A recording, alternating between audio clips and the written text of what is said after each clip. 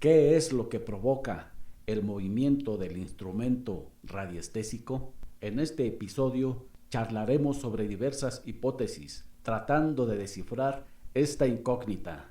Acompáñanos. Radiestesia, la práctica que es capaz de desentrañar los conocimientos ocultos del inconsciente humano. Parece imposible, pero sus infinitas posibilidades se revelan ante una oscilación tan simple como sorprendente en el movimiento del instrumento radiestésico. Acompáñanos a revelar sus secretos. ¿Qué tal, amigos? Bienvenidos a un capítulo más del podcast de Radiestesia. El día de hoy vamos a ver un tema muy importante en cuanto a la radiestesia, porque hay muchas incógnitas, no se sabe cómo funciona, no se sabe por qué es, porque se mueve el instrumento radiestésico, pero para eso estamos hoy aquí, para platicar del tema. Como saben, ya están nuestros panelistas, don Tomás y el doctor Castro. Don Tomás, doctor Castro, ¿cómo están? Bien, bueno, bien, gracias a Dios. Muy bien, aquí ya listos para la charla del día de hoy. Sí, perfecto. Pues les iba a comentar porque, pues ya ven que en tiempos pretéritos, todo el que practicaba la radiestesia, pues se le tachaba de brujería, que el instrumento radiestésico lo movía el diablo, y pues no nos vayamos a meter en un problema, ¿eh? ¿O cómo ven? Claro que sí. Puede ser. Lo bueno que ya estamos siglos más adelante de la época de la Santa Inquisición.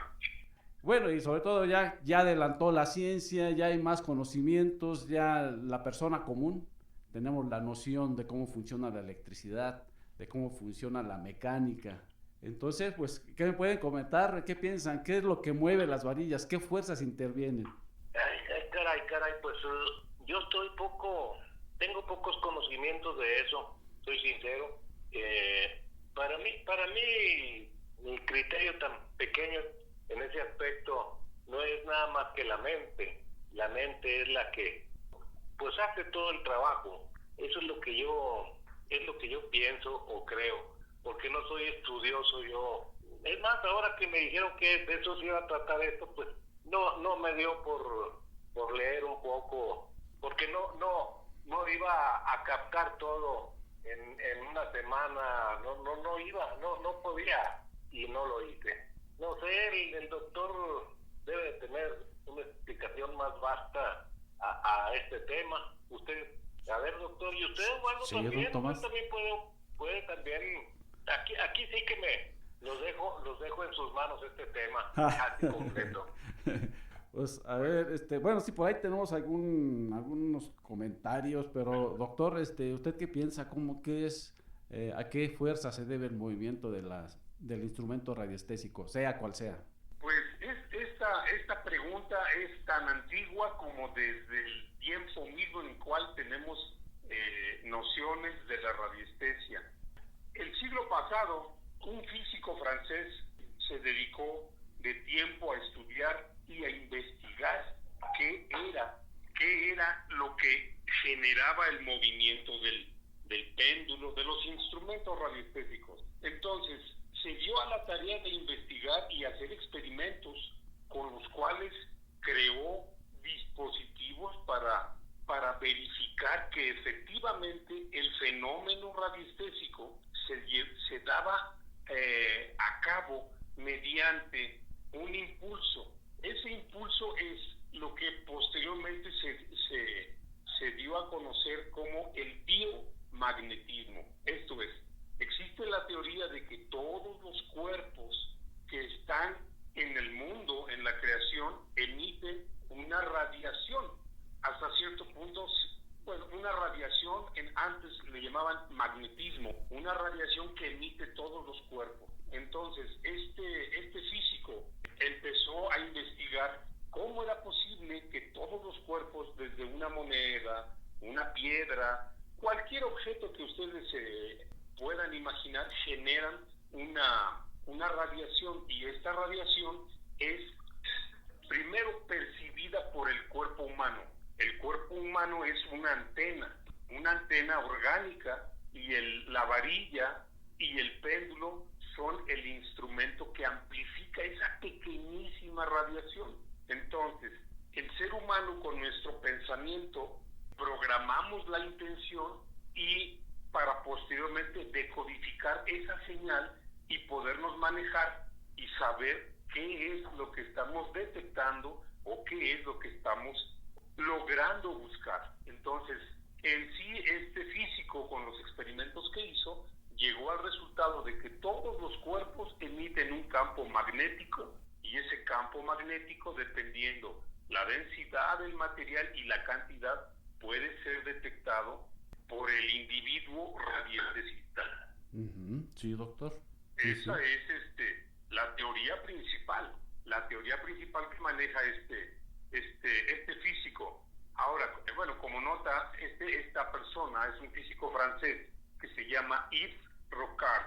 Radiestesista también, era físico y matemático francés.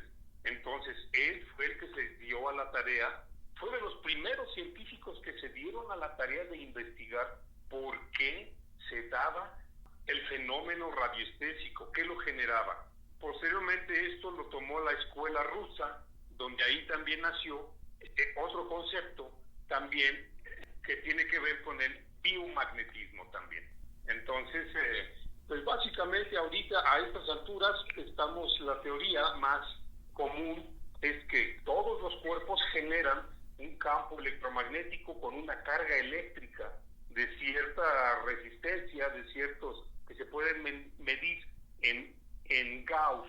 Entonces, el péndulo percibe esas diferencias de cargas eléctricas y las transmite al subconsciente. Y de ahí es que el subconsciente, con la ayuda del péndulo, es el que detecta los ligeros cambios electromagnéticos a través de la corteza terrestre de lo que estamos buscando. Ya sea, estamos buscando agua, genera una corriente eléctrica, estamos buscando cualquier objeto decodificado con el subconsciente, y eso es lo que genera el movimiento del péndulo, de las varillas, de los diversos aparatos que podemos utilizar en el campo de la radiestesia. Sí, bueno, yo quisiera agregar en este punto, ya que estamos hablando de la antena, que es el ser humano, el operador. Muy complicado de escribir, porque de entrada en la ciencia solamente, digamos, se concibe al ser humano como algo físico. Es decir, que nos enfocamos a él como su cuerpo, sus componentes. En el campo de la salud estudiamos la química por medio de la medicina, ¿no? Cómo cuidarlo, ¿no? Sí. Siento que el cuerpo humano también tiene otros componentes que no podemos negarlos. Por ejemplo, como es el alma y como es el espíritu. Son uno solo. Y todos influyen a su salud en sus sentidos, porque aquí también estamos hablando de un sentido adicional que puede ser la captación de una radiación que viene de distancias que pueden ser muy lejanas. Pero esa captación es un sentido del cuerpo humano. Bueno, tan es complicado estudiar al cuerpo humano que siempre nos han dicho que tenemos 5 sentidos, ¿no? La vista, el tacto, el gusto. Sin embargo, se ha comprobado científicamente, bueno, que tenemos alrededor de unos 30 sentidos. Y esto, por ejemplo, Leonardo da Vinci, él sabía que podíamos captar una imagen detrás de otra. ¿Por qué? Porque él en sus pinturas famosas hacía varias pinturas y luego al final hacía la obra maestra. Por ejemplo, la Mona Lisa, o por ejemplo la representación de la Última Cena. Que son pinturas que abajo tienen otras pinturas. Y eso lo capta la mente, la vista, solo que no lo percibimos, de manera consciente no lo percibimos. Eso lo sabían, y por eso al ver una pintura de él, la gente dice, pues aquí siento algo como extraño, hay algo raro en esta pintura, ¿no? Por ejemplo, en la Mona Lisa. Pero es porque están captando una pintura que está atrás de esa. Entonces, el cerebro humano puede captar muchas cosas que todavía no somos capaces de describirlas. Y dentro de esas sensibilidades está la radiestesia, que somos capaces de percibir cosas que ocurren a distancias enormes en cuestiones de segundos o de instantes. Sí, es correcto. Sí, y bueno, y entonces queda eso en la cuestión de lo que sabemos, que puede captar la mente, pero también otro canal que todavía es desconocido, que puede ser el canal del espíritu.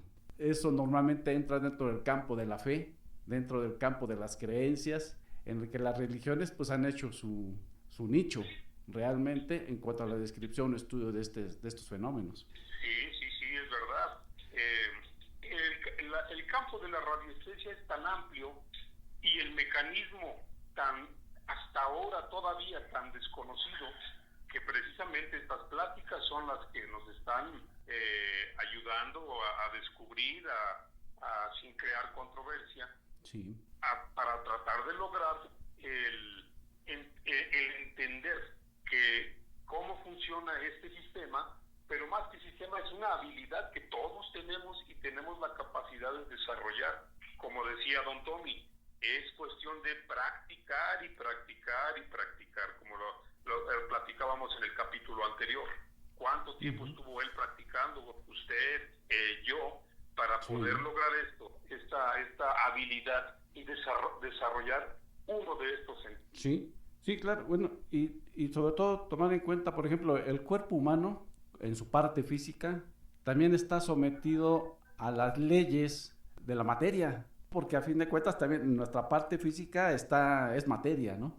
Sí. Entonces estamos sometidos a las leyes de la materia. Por ejemplo, ¿cuáles son las fuerzas fundamentales? La gravedad, que eso no podemos ignorarlo. ¿Por qué? Bueno, porque si utilizamos un elemento radiestésico péndulo, pues nos basamos en la gravedad para manipularlo. Pero la gravedad que está tanto en la Tierra como en nuestro cuerpo, pero como en el infinito. Porque ya ve que Newton fue el que descubrió, y su gran aporte fue de que la misma gravedad es la que hace que se caiga la manzana, pero también es la que también influye en todos los cuerpos del universo.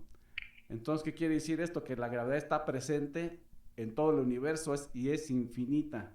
También tenemos otra de las fuerzas fundamentales, que es el electromagnetismo, que eso ya lo comentaba usted, los pulsos eléctricos. De hecho, tenemos todo el espectro radioeléctrico, que es desde los rayos gamma hasta la luz visible, pero pasa por todas las señales de radio, por todas las señales de internet, por todas todo lo que conocemos como comunicación, electricidad. Sí, es correcto. Y todas estas ondas son infinitas también. De esas ocupamos, el ser humano ocupa para su servicio una mínima parte, porque son infinitas. Dentro de esa infinidad de ondas y de rayos y de vibraciones, hay algunas que son de inmediatas, de punta a punta en el universo. Su longitud de onda es del tamaño del universo. Y otras que su longitud de onda es del tamaño de las partes más minúsculas de un átomo. Entonces, nosotros solamente conocemos una pequeña parte de esas ondas. Mi creencia es que de esas ondas es donde viene la percepción, o donde viene la transmisión de lo que está lejano hacia la antena, la mente del operador de radiestesia. Porque realmente es instantáneo cómo reacciona el instrumento radiestésico al operador. Entonces, el electromagnetismo, donde está la mayor aportación a la reacción del instrumento. Y también otras fuerzas fundamentales que ha estudiado la ciencia, pues son la fuerza fuerte, pero esta ya es más de la materia. Esta es la que permite que los protones estén dentro de un núcleo. Si tenemos una carga positiva y juntamos con otra carga positiva, pues se repelen. Exactamente. Pero sabemos que en el núcleo de un átomo hay protones.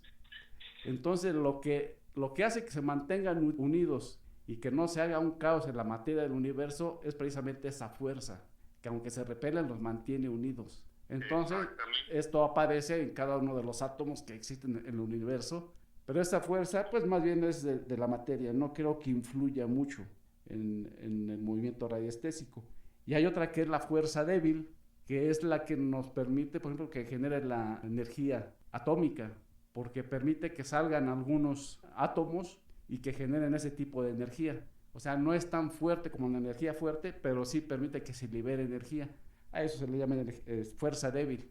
Probablemente por intercambio de algunas partículas muy minúsculas de las que todavía no tenemos conocimiento, se dé algún tipo de intercambio de moléculas y que de alguna forma intervenga en el movimiento, pero yo lo dudo mucho también.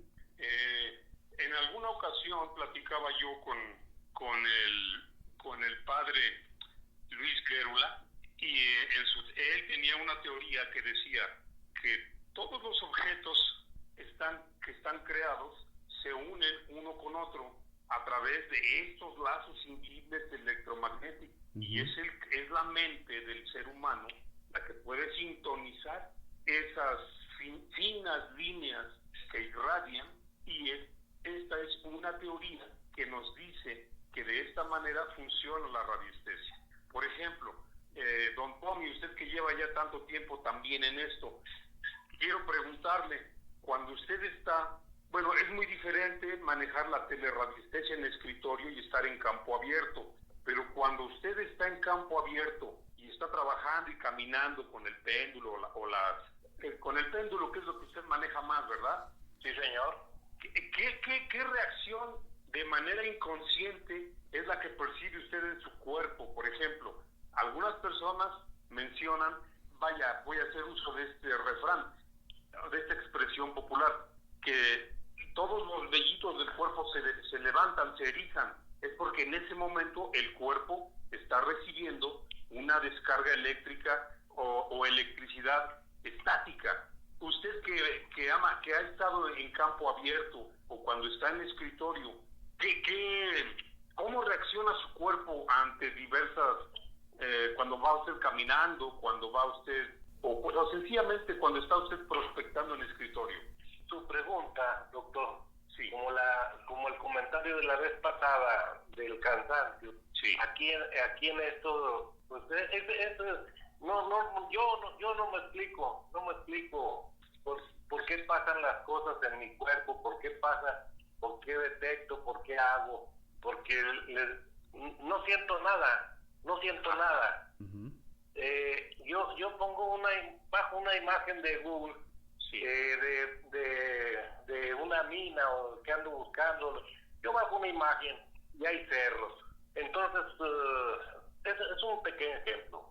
Yo pienso con mi mente que el péndulo me indique dónde hay mineral de zinc, y inmediatamente el péndulo se voltea, empieza a oscilar hacia donde está, lo acerco, da vueltas, ahí es el zinc. Vamos a decir que con un plumón yo le pongo un circulito ahí y le pongo una Z, ¿verdad? Ajá. Entonces, otra vez me acerco a la orilla de la imagen y digo, voy a buscar platino. Y el péndulo, sin haberle dicho al péndulo yo que me indique dónde hay, no, el péndulo solito, inmediatamente. Entonces, yo viendo esa reacción que está marcando, ya me está marcando el platino para ese lado y el zinc para el otro, ¿verdad? Entonces está oscilando, y entonces yo digo, bueno, ¿y el oro? Y inmediatamente el péndulo se gira y me indica hacia donde hay mineral de oro.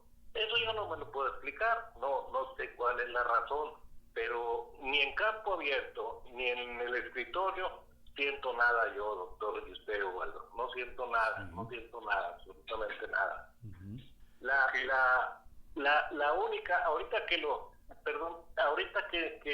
dijo de los vellos, la única en la que le platiqué yo a Waldo, porque está grabado ahí, cuando detecté un espíritu y me acerqué a ver dónde estaba, y donde mero estaba empezó a dar vuelta y me entró el frío por el brazo derecho y se me pararon los vellos. Esa es la única reacción que he tenido yo en mi vida a algo relacionado con la radiestesia. Nada más, no hay otro. Ok, porque muchos autores nos refieren eso, que nuestro cuerpo es la antena que percibe toda la radiación, el cerebro es el que decodifica y el péndulo es el que nos está señalando la respuesta que tenemos que interpretar. Y entonces, retomando el tema de este capítulo de hoy, ¿qué fuerzas son las que intervienen en el movimiento de la radiestesia? Pues pienso yo, entonces, podemos manejar dos teorías. La teoría del electrobiomagnetismo, que se supone que es la radiación que todos los cuerpos desprenden y que nosotros percibimos a través de nuestro cuerpo e interpretamos mediante el péndulo. Y como decía Ubaldo, la otra teoría es la espiritual, donde el espíritu, gracias a la intención que le damos durante la concentración, es la que hace que podamos percibir a grandes distancias y de manera automática la respuesta a las preguntas que tenemos que hacer en ese momento. Bueno, les voy a hacer un comentario, bueno, a lo que dice usted, doctor, que la respuesta tan rápida del instrumento, ¿verdad? Sí. Viajábamos seguido de Reynosa a Durango, y ya en sus últimos años de mi padre nos acompañó varias veces, y lógico, él venía sentado a mi derecha y yo venía manejando, y veníamos, recuerdo muy bien, está entre Saltillo y Torreón, se llama, era un restaurante El Dorado, allá por los 50, pero esto que les platico fue en el 76 más o menos. Y mi familia venía atrás, era una vagoneta y venía atrás con mis hijas, mi papá, veníamos platicando, y un día veníamos plática y plática los dos, porque nunca nos faltaba, el que me falta es él, y de repente mi padre, que venía sentado, se le va el brazo, se le va la mano para abajo, como a la rodilla derecha, y se le tuerce el brazo. Es imposible de creer, pero yo lo vi, yo volteé porque yo lo vi que hasta se empinó, y me bajó el brazo, la mano más abajo de la rodilla, y le digo, ¿qué le pasa, papacito? Dice, nada, hijo, es que acabo de pasar una corriente muy fuerte, hijo. Y me dice, mira, entonces entre el codo y la muñeca tenemos un músculo ahí, ¿verdad? Si ustedes ahorita le mueven y es un músculo largo. Sí. Ese lo tenía hinchado, lo tenía así como inflamado, así. Dijo, mira cómo lo tengo el músculo, hijo. Y papacito, ¿le duele o qué? No, pero mira, ya se está bajando, pero mira cómo se me hizo al pasar esa corriente. Él, su sensibilidad la había logrado al máximo en el agua. Y yo considero que esa fue la reacción de su cuerpo, como usted bien lo dice. Sí. Bueno, los dos lo dicen, Ubaldo y usted, doctor. La reacción tan rápida, ¿verdad? La sensibilidad al pasar la corriente de agua, se le torció el brazo. Digo, eso es un comentario de lo que le pasó a mi padre. Dios lo tenga en el cielo.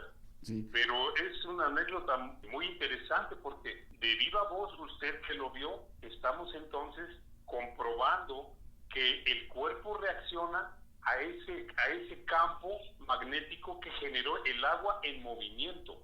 Sí, una corriente muy grande, doctor. Sí, entonces ahí pues ya vemos que esta teoría es aceptable, porque los objetos que estamos buscando generan entonces un campo magnético que en el buscador experimentado de mucho tiempo, su cuerpo le está reaccionando de manera inconsciente e involuntaria, la reacción a lo que a veces, como en este caso su papá, él no iba con el pensamiento de buscar agua, sino que su cuerpo reaccionó cuando ustedes pasaron por ese gran cuerpo de agua.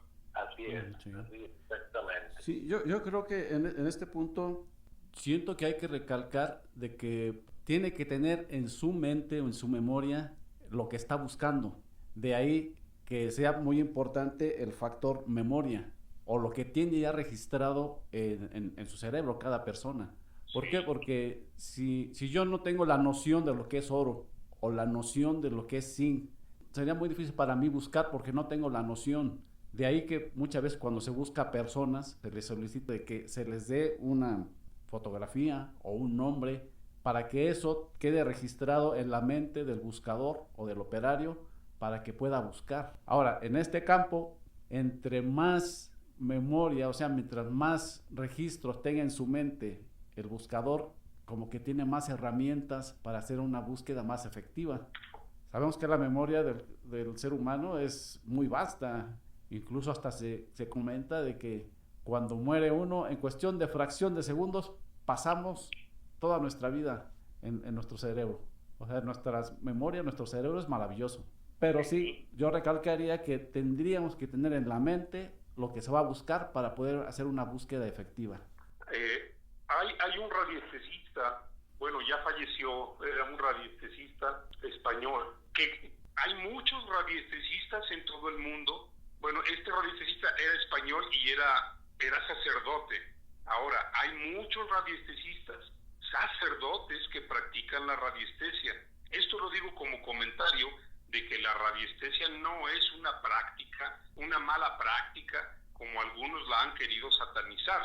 Ahora, este sacerdote, hablando de teleradiestesia, le pedían que buscara personas perdidas. Cuando a él le daban fotografías, pero él prefería trabajar con la ropa que era de la persona que estaban buscando. Y de esta manera la ropa, a él, en una entrevista, decía que le funcionaba mucho mejor que una fotografía, porque podía percibir las vibraciones de la persona en la ropa o en las prendas que había utilizado. Iba a decir algo. Sí, algo relacionado a eso. Yo leí en un artículo, o tal vez en el libro de mi padre, esa teoría o esa práctica, pero no me acuerdo dónde lo leí, pero lo vi. Esa persona decía que usaba la ropa de las personas porque, como dice usted, ahí estaba la energía de la persona, pero él la nombraba, había una remanencia del sudor, también de la energía, por supuesto. Sí. Y dice que eso le facilitaba el trabajo a él. Así lo vi yo, lo leí hace muchos años, lo leí. Entonces yo considero que sí, porque al trabajar sobre una fotografía, la agarra y la tiene en la mano, como la quiera manejar, es un papel lo que está el que busca personas está trabajando sobre un papel. Tiene como dicen los rancheros, tienen la remanencia de una sequía. Cuando pasa el agua y se acabó el agua, pero se quedan las paredes de la sequía, se quedan mojadas. Eso es lo que se le nombra la remanencia, ¿verdad? Sí. Y entonces, en este caso, es el sudor lo que se quedó en la camisa o el pantalón. Yo considero que es muy factible que sí se pueda trabajar así, doctor, y usted dijo, Ubaldo. Y entonces la radiestesia, aunque ya lleva siglos practicándose, puesto que hay una anécdota de un barbero en el siglo XVI que manejaba la vara de Saori y le pidieron, un rico comerciante fue objeto de un asalto y le pidieron que durante el asalto habían dejado herido al ladrón, dejando la mancha de sangre que le había quedado al ser herido.